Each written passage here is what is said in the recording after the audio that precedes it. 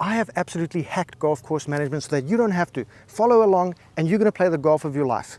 The first step, we're on the tee. We want to know how much space we have in the landing area for the club we want to hit. So we take the distance we hit our preferred tee club on the hole, we divide it by 4, and we get that number. Now that number is the amount of space you need to be able to hit the club that you want to hit. So if you hit a 200-yard shot, you want 50 yards of space because 200 divided by 4 is 50 yards.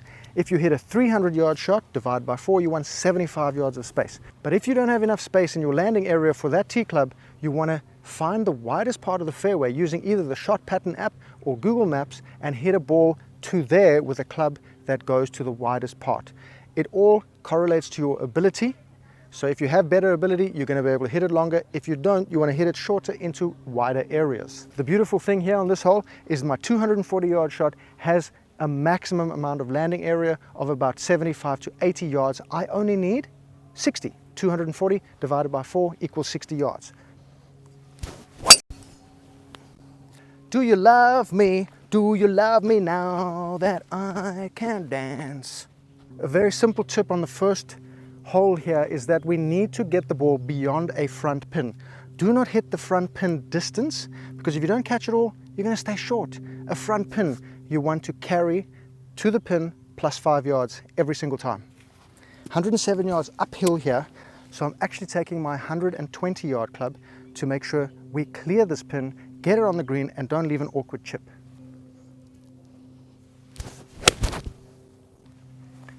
Don't be suckered into front pins, bad boys. When it comes to putting, we don't want to miss on the low side.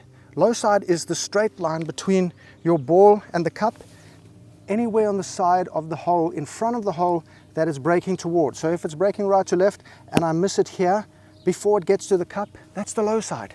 Let's stay on the high side. Imagine a brick wall running straight from the ball to the hole. Staying on the high side gives you shorter return putts. Going low, the ball travels down the low side, down the hill, breaking further away, giving you longer return putts. And that's missing on the high side, no problem. It's going to stop there instead of going further down the hill on the low side. Par 5, temptation is to smash the driver. Why? Because if in doubt, send it. No, that's absolutely ridiculous. We have, to my driver distance, we need to have 75 yards of space. I have my Shot Pattern app here set to 75. We do not have that. I've got water left, OB right, so I can't hit it. So I'm going to scale back. Where's the widest angle I can hit? 210 yards away. I'm just going to hit the 210-yard shot because then I have 70 yards of space. And remember, 200 divided by 4 is 50. So 50 is what I need, 70 is what I got, bam. And that is just a baby little fader. Just to clarify though, 70 yards of space means including the rough. Sometimes hitting into the rough is absolutely perfect, and for a lot of people it's preferable just because there's a lot of space there. The pressure to hit the fairway is a bit overblown. Being in the fairway is a worthy goal, and you want to do it if not being in the fairway is going to affect your next shot. Like if you get behind trees or there's something very bad there, that means you have to punch out. Of course, then you need to get a fairway finder. But a lot of the time we have this space in the rough we can hit into. So the space I was talking about, 70 yards, 80 yards, was including the rough because I know it's a clear shot from here to my next shot. So my aim is to get this inside 30 for a chip and just avoid that 40 to 70 yard range like hell.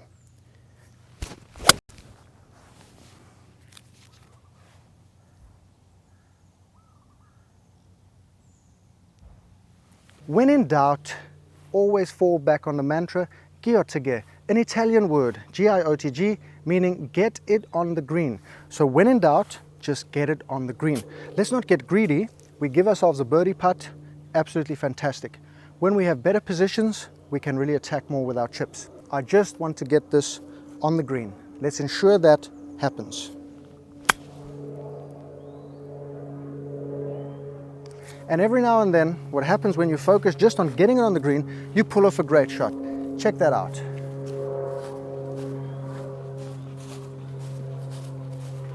You can check my putting video. It's absolutely fantastic. One of the things I'll tell you in there is when you have a 5-footer like this, You get a digital level, you find out what 1%, 2%, 3% slope feels like. Around the hole, you can't have more than 3%, otherwise the ball won't stop. So you can generally have a putt, let's say on a 5-footer, the 1% slope starts on the edge of the cup, the 2% slope, you have to aim half a cup outside, 3% slope, you have to aim 1 cup outside the left edge or outside the edge. Now, on this one we have a 1% slope. So this one I have to fire toward the left edge of the hole. It's 5 feet away. I know it, I've memorized it. Now I have to develop the skill in that same putting video of putting my putter, seeing that it's aligned correctly, and start the ball on the line I intend to by stroking it at 90 degrees. Nice buddy. Now that's something you can develop. Align your putter, hit the putter on the line you wanted to, memorize lines inside 6 feet. When you hack course management, do not go in the water. Whatever you do, do not go in the water on a par 3. Do everything in your power to go over it, right of it, left of it, or short of it to lower your score. You go in water on a par 3, it's a guaranteed 5. We don't want 5s on the card. 4 is acceptable. If you have 2 hazards like this, bunkers and water, go for the hazard that's least penalized. Get into the bunker rather than into the water. If you can avoid water on par 3s, you have basically hacked par 3s for the rest of your life. My line is directly over the tall spindly tree on the right hand side, right over the corner of the cart path, for a maximal space of about 75 to 80 yards for my driver. So I'm going to hit that, and then I'm going to show you something very interesting about the drive that everybody needs in the bag.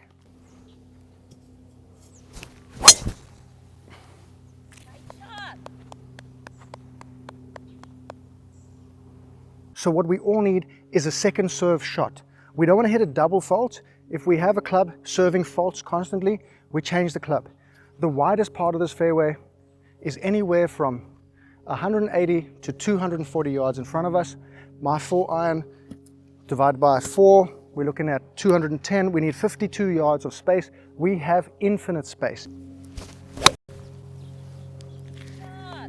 And a second serve shot is low stress. Course management is not only knowing which positions to plot your way around the golf course from, but also how to get there. The easiest way to do that is to set field goals for yourself of where an acceptable golf shot is. It can be as far left and as far right as you want, depending on where you can accept the ball lands. It's up to you. But then, once you've set your field goals, how are we going to get the ball to land between those 2 field goals? We need to have the club that goes the correct distance, a club that we know goes a certain distance most of the time. Not the longest shot you've ever hit, most of the time. So if it goes 170 one time of a perfect strike, no, it's probably around 155 most of the time. Once we have our field goal set, we want to know how to get the ball between those field goals. We have to know our shot shape. My shot shape is a right to left or maybe a slight pull. So I align my body right of an area in the middle of my field goal that allows the ball to shape into the field goal area. If you hit a slice, you have to aim to the left. So let me demonstrate that for you where I'm going to aim now. I'm going to hit my 170-yard shot to this pin. I'm going to aim a little right over the right edge of this bunker to the tree in the back. I align everything to that. I trust it, and I know that once I aim small, I'm going to miss big. It's going to be beautiful. So I pull it left, like I predict, and it's absolutely money. Well, perfect. Great distance control because I picked the right club. I didn't take the ego club and hit the 9-iron because I hit a 9-iron 170 one time in the summer of 17. And I told you, gangbanger, on par 5s, I have that 40 to 70 yard range I don't want to be in. But every now and then, you're going to chunk a shot, you're going to accidentally boom a drive into that 40 to 70, 80 yard zone. How do we deal with it? We have to have a shot because we're going to have it a couple times around. We don't want to drop a shot here. What you can do is use lower loft to hit the ball further with the same swing. Higher loft to hit the ball shorter with the same swing. It's called a wedge matrix. Dave Peltz talks about it. And you'll hear Bryson and you'll hear Phil Mickelson in his video Break 50 talking about a Peltz 9 o'clock or a Peltz draw or something. And in that, all it really means is, I don't want to get 3 different places on the clock, but it really means just swinging your arm to resemble the clock. He has like 9, 10, 30, 11.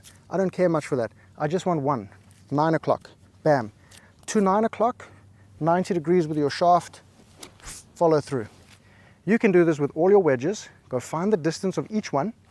Now you have whatever your wedges are. Let's say you have 3 wedges, you've got a full shot distance, and now you've got a half shot distance. You have 6 distances in your wedges, so we can deal with this much easier.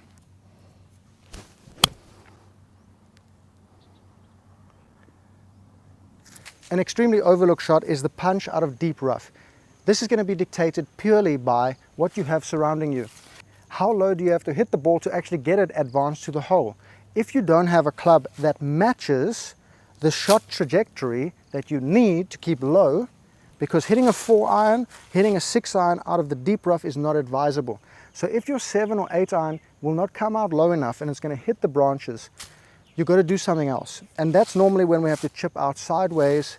And then when we chip out sideways, I would advise not using a sand wedge too much, because very often, if it's in the deep rough, it's going to fluff underneath it and just bunk it forward a little bit. Now you've got another shot. I like to use a pitching wedge because it has a little bit less bounce. So you can get a little steeper on it and hack the ball out. We don't want to get our club tangled too much. So when you have a wedge, you can come in nice and steep and avoid the tangling with the blades of grass. If you have a 6-iron, it has more time because it's shallower to get tangled up by the grass. So it's nuanced, and you have to go with experience. From here, I can hit my 6-iron with low enough trajectory to get it to roll up somewhere near the green. So for example, this one here is deep in the rough. Maybe you've got longer blades of grass in this, which means you won't be able to do it because the 6-iron is going to come in and get tangled, slow down, and probably miss the ball or just forward a little bit. So if you are able to, with a skill level, it all depends on your skill level. Normal chip shot, and nice and shallow, and chip it out. Now that's if you can understand your trajectory and be confidential you won't hit trees. But if you can't, I highly recommend the pitching wedge or 9-iron and just go out sideways. Look at this huge amount of space I have. I only need to hit it about 20 yards minimum to get it back in play. Now if I fluffed it like that with a sand wedge, I wouldn't make it out of the rough.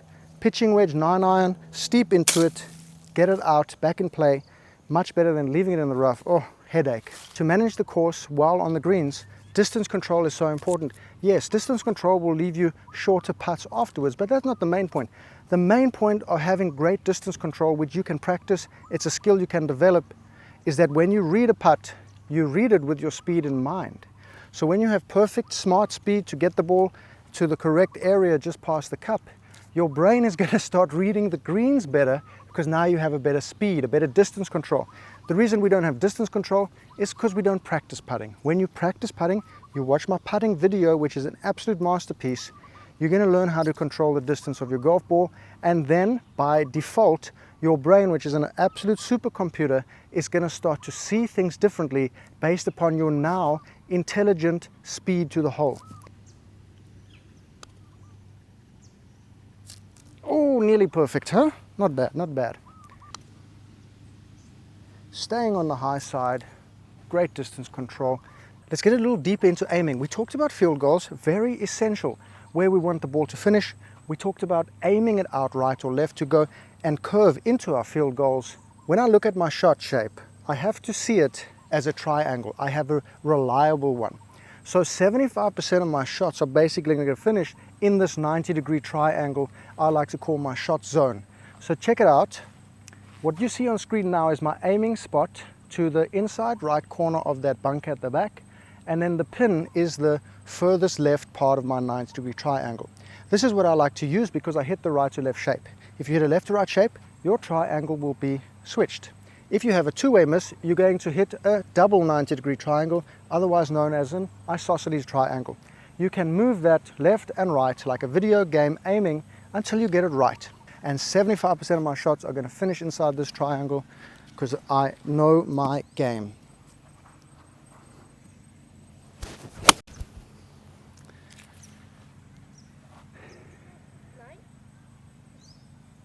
The closer to your triangle the other 25% is, in terms of the border of your triangle, the better you're going to play. The better golf comes from when your worst shot and your best shot with that club are much closer together than further apart.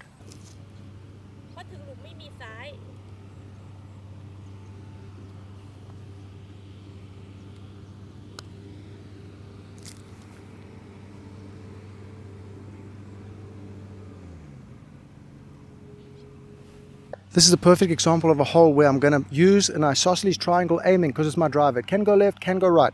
And at the same time, it's a great example of a hole where I have plenty space for the driver, so I hit the driver with full confidentiality.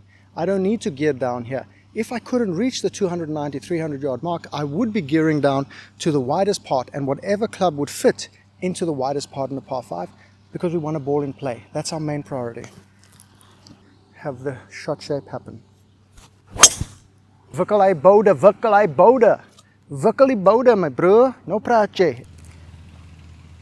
Let me set your soul on fire. When we hit an approach shot into a green, we don't go directly at the flag. We have to take into account our field goals, our shot shape. Then, we want to always make sure that our field goal and our potential landing area with our triangle is between the pin and the fat side of the green. We have a fat side where we have more green and a short side where the pin is close to that edge of the green. If we miss it on the short side, we have difficult chips.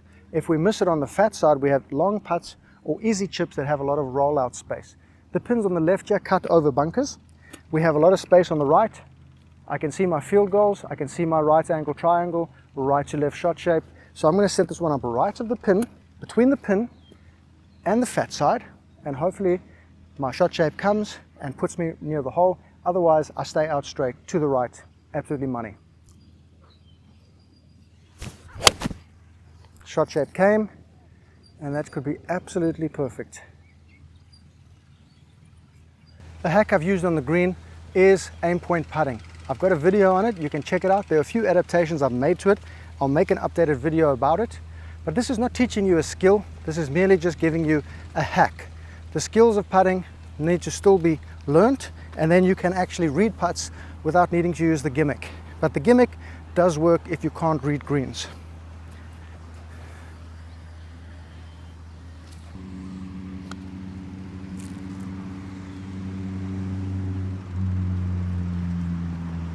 I've had course management for you, but it doesn't mean anything unless you know the deeper secrets of actually how to get your way around a full 18 holes. You can see that right over here, showing you the difference between every scoring level.